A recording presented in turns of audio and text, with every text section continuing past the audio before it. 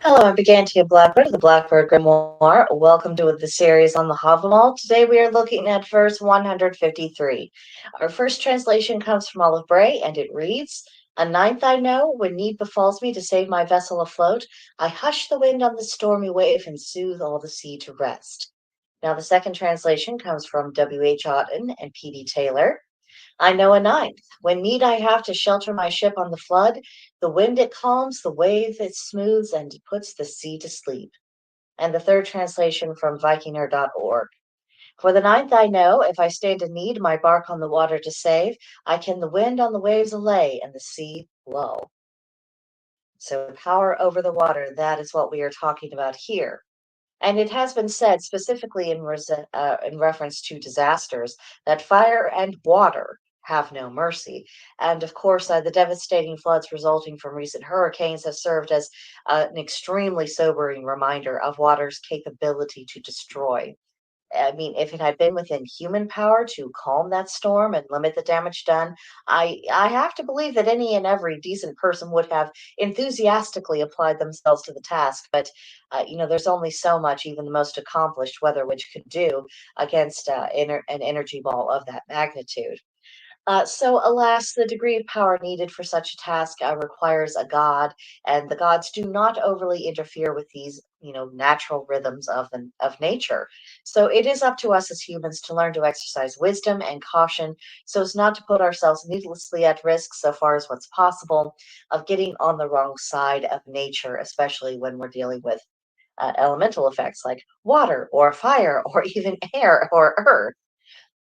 If we were constantly being rescued by the gods, and I do want to bring this up because, uh, especially in the monotheistic communities, a lot of the people who become disenchanted.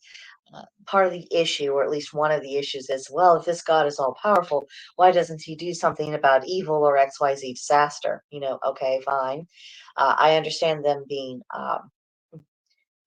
disenchanted because of the claims that the monotheistic religions make, particularly with the capability of their gods, and so I understand why um, they see that perhaps this religion and their God is not all that he's cracked up to be because he permits these things to exist. And it's very nice as a pagan because, for one, you know that the God of Abraham is not the supreme being of anything. He belonged to a Mesopotamian pantheon, and that really is it. So, for one, we don't have this inflated expectation. For two, we also understand that if the gods in general were constantly rescuing us and we never felt any ill effects of nature's power, or we never experienced the consequences of our own dubious choices, we would never learn anything. As pagans, our gods are not promising us perpetual peace and perpetual safety and all of these other things. They're simply saying, life has challenges. We can teach you to better deal with this, but it is always going to be you who ultimately has to do the work. And it's not because our gods can't intervene or never do intervene, but they certainly have the wisdom to be choosy about when and where they do. And when they are intervening directly about anything, there's an overwhelmingly good reason for that, because for the most part, there are reasons why humans are permitted to experience unpleasant things.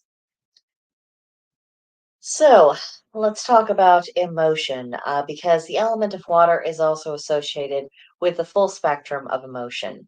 Like our minds and our instincts, our hearts also serve a proper purpose, and it needs to be in balance in relation to everything else. And when that balance is disrupted, whether it's due to external stressors of various kind or internal mismanagement, let's be real, all of us mismanage our feelings on occasion. We begin to experience ill effects, sometimes to the extent of having a flood of the soul. And it can be all the more difficult to allow those floodwaters to recede if you're being constantly bombarded by the things that bother you, or if you are, wallowing. That's also a problem. And of course, that can be exacerbated because of the never ending onslaught of news, politics, social issues, or just being in a constant receipt of information generally. Not enough is being discussed about how much can the human soul really absorb before experiencing ill effects, because with the internet, with our constant access, and us always, to one extent, always being connected online, if we even if we aren't always viewing online content, it's a lot, and it is a lot of energy. And I don't think in general, we've really given that the proper respect it deserves, much less asked ourselves, what are the consequences? We're only just beginning to explore that. But there are, of course, consequences.